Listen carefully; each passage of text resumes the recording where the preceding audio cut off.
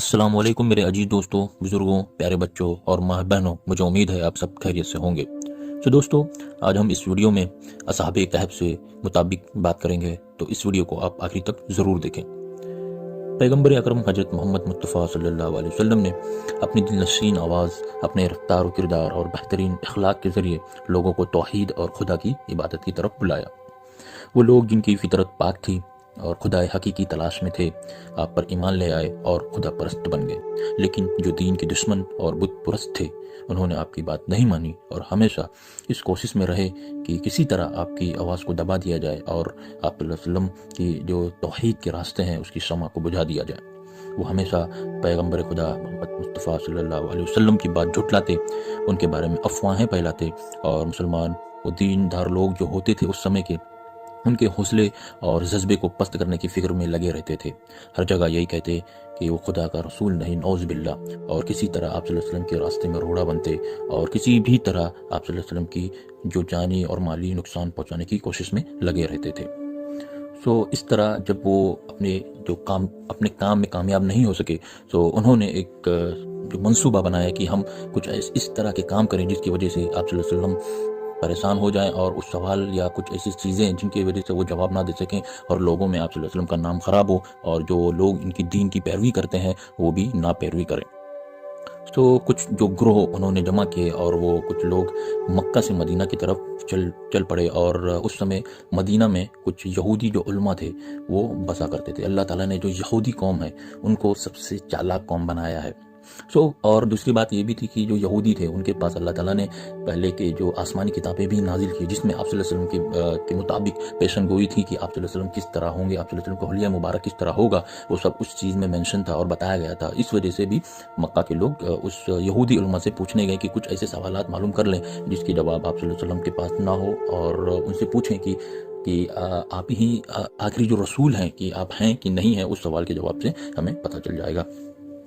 वो लोग जो मुशरिकीन थे वो लोग सवाल पूछ कर मक्के वापस आए और हज़रत मोहम्मद मुस्तफ़ा सल्लल्लाहु अलैहि वसल्लम के चचा जो जनाब थे वो अबू तालिब थे उस समय। तो तुम्हारे जो भतीजे हैं, जो मुशरिकीन, उन्होंने कहने लगे जो तुम्हारे भतीजे हैं उनका कहना है कि खुदा की तरफ से उन पर वही नाजिल होती है। हम कुछ सवालात लेकर आए, अगर उसने आप सल्लल्लाहु अलैहि वसल्लम ने सही जवाब दे दिए तो हम भी इसकी तायीद करेंगे, और अगर जवाब ना दे सके तो पहले की तरह इसको झुटलाएंगे। जनाब अबू तालिब ने फरमाया, रसूल खुदा हज़रत मोहम्मद मुस्तफ़ा सल्लल्लाहु अलैहि वसल्लम से जो कुछ पूछना है पूछ लो। उन्होंने रसूल खुदा सल्लल्लाहु अलैहि वसल्लम से 30 सवाल किए।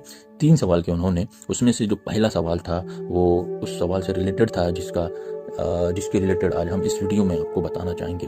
जो 3 सवाल था उसमें से जो पहला सवाल था वो नौजवान जो जालिम बादशाह के डर से वो एक गार थी उसमें पनाह ली। दूसरा सवाल ये था कि कौन सा वो ऐसा बादशाह था जो मशरिक और मगरिब पूरी दुनिया घुमा हो। और जो तीसरा सवाल था वो रूह से मुताबिक था। आज हम पहले सवाल का जवाब इस वीडियो में देखेंगे, और उसी सवाल जब मुशरिकीन ने वो सवाल आप सल्लल्लाहु अलैहि वसल्लम से पूछा, अल्लाह ताला ने उसी समय उसी वक्त सूरह कहफ को नाजिल किया जो उनके सवाल का जवाब था। दोस्तों, अब हम असली जो मौजू है असहाबे कहफ की जो कहानी है जो आज हम आपके सामने रखने जा रहे हैं, तो इस वीडियो को आखिरी तक देखें। उस समय जो रोम था वो उसका जो बादशाह था वो दक्यानूस था।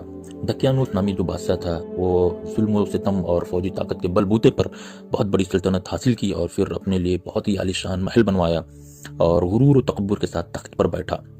और उस समय उसने अपने लिए कुछ वजीर और कुछ मुहाफिज जो उसकी हिफाजत कर सके उनको मुंतखब किया और फिर हुकूमत करने लगा। कुछ अरसे बाद खुदाई का दावा करने लगा क्योंकि उसे गुरूर और तकब्बुर आ चुका था और उसकी जो अल्लाह ताला ने उसे बनाए थे कद खाटी वो बहुत मजबूत था, जिस्मानी ताकत भी उसकी बहुत मजबूत थी। इस वजह से भी बोल सकते हैं कि उसने खुदाई का दावा करने लगा। लोगों से कहने लगा कि अपने दरबारियों से कि मुझे खुदा मानो। और अपने दरबार वालों और दूसरे तमाम लोगों से कहा कि मेरी अताअत और इबादत करो और जो भी मेरे हुक्म की मुखालिफत करेगा उसको सख्त सज़ा दूंगा। इसी तरह कुछ साल गुजर गए। एक दिन जब वो गुरूर और तकब्बुर में मस्त अपनी तख्त पर बैठा हुआ था, एक आदमी तेजी से दौड़ता हुआ आया और खबर दी, बादशाह सलामत, अभी खबर मिली है कि एक लश्कर तेजी से हमारी तरफ हमला करने के लिए बढ़ रहा है और सरहद पार करने वाला है। ये खबर सुनते ही दक्यानूस के चेहरे पर हवाइयां उड़ने लगी और डर के मारे इसका चेहरा पीला पड़ गया। ये देखकर उसका वजीर और दरबार बड़ी ताज्जुब करने लगे कि ये जो अपने आप को खुदाई का दावा कहता है, और अभी इसने कुछ चंद दिन पहले उसने जो खुदाई का दावा किया था उसको अब क्या हो गया। इसका एक वजीर ये सोचने लगा, जो उसी में से जिसने मुंतखब किया था उसमें से एक वजीर उसने जो सोचने लगा कि दकियानूस खुदा होने का दावा करता है और लोगों से कहता है कि तमाम चीज़ें मेरे कब्ज़े में हैं, लेकिन वो खुद भी दूसरे लोगों की तरह एक आम आदमी है, क्योंकि वो भी खाने और पानी का मोहताज है। कभी वो खुश होता है और कभी डरता है, कभी जागता है और कभी सो जाता है। ये सब काम तो खुदा के नहीं हो सकते, और ये जो सिफात है खुदा के लिए नामुनासिब है। कुछ दिन बाद उसके दूसरे दोस्त, उसके जो वज़ीर के दोस्त थे, वो उसके मिलने घर पे आए, क्योंकि जब ये सब चीज़ें उसके दिमाग में चल रही थी तो उसे वो खाना पीना छोड़ चुका था, तो वो जो बादशाह के दरबार में जा नहीं पा रहा था। तो इस वजह से उसके जो दोस्त थे उससे मिलने उसके घर गए। तो उस समय दकियानूस के खुदा होने के सिलसिले में बातें होने लगी थी लोगों के बीच में, और बहुत सारे ये भी थे कि कुछ लोग नहीं भी मान रहे थे और कुछ लोग मान रहे थे। तो इसके सिलसिले में उसके जो दोस्त थे वो उसके घर, वो वज़ीर था, उसके घर पहुंचे। उसने अपने दोस्तों से कहा, दोस्तों बहुत दिनों से मैं अपने अंदर एक तब्दीली महसूस कर रहा हूँ, गोया मेरा बेदार ज़मीर मुझसे बातें कर रहा है, या मेरी फितरत मुझे नूर और रोशनी की तरफ ले जा रही है। इस हालत में मेरे ऊपर इतना असर किया है कि ना कुछ खाया जाता है और ना ही नींद आती है। आखिर ये क्या हो गया, हमें भी बताओ। उनके जो दोस्त थे उन्होंने कहा कि हमें भी बताओ क्या माजरा है, क्या बात है, या क्या सवाल आपके जो जहन में आ रहे हैं। तो दोस्तों, तो जो वज़ीर अपने दोस्तों तक मुखातिब होकर कहता है कि दोस्तों, जब मैं आसमान की तरफ देखता हूँ और उसका कायनात की वसअत, जो लंबाई या बोल सकते हैं जो आसमान जो पूरी ज़मीन को घेरा हुआ है, जो फैला हुआ है, और अज़मत के बारे में जब मैं गौर व फिक्र करता हूँ तो सवाल पैदा होता है कि इन चांद, सूरज, सितारों को किसने पैदा किया है। जब मैं ज़मीन और दूसरे मखलूक़ात के बारे में गौर व फिक्र करता हूँ तो सोचता हूँ ये सब कैसे पैदा हुई। ये पहाड़, ये सहरा, हरियाली, दरिया और मुख्तलिफ़ किस्म के जानवर किसने बनाए। खुद ये इंसान कैसे पैदा होता है और फिर कैसे बड़ा होता है। खुद हमको किसने पैदा किया। फिर तुम किस नतीजे पर पहुँचे। उनके दोस्त जो